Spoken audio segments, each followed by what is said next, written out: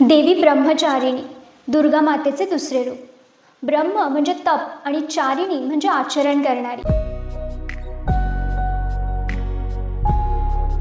माता ब्रह्मचारिणी ही धैर्य, संयम, तप, श्रद्धा आणि आत्मबल यांचे प्रतीक मानली जाते.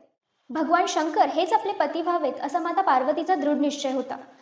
तेच तिच्या आयुष्याचे एकमेव ध्येय ठरले.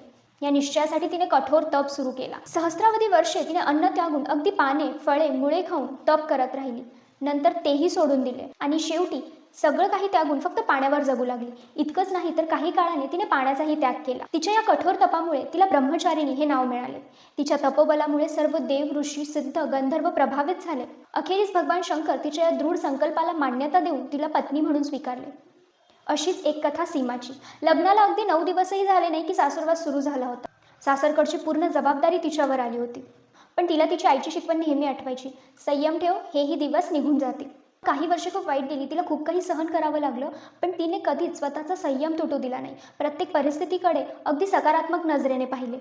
चिडचिड न करता धैर्याने आणि हुशारीने वागून तिने संपूर्ण कुटुंबाला आपलंसं केलं. सासू सासऱ्यांची सेवा करून नवऱ्याच्या व्यवसायात हातभार लावते. आपल्या लहान लेकरांना सांभाळून तिने स्वतःचा यशस्वी असा लघुउद्योग देखील सुरू केलाय. देवी ब्रह्मचारिणीने दिलेली शक्ती, संयम आणि धैर्य तिच्या जीवनात दिसते.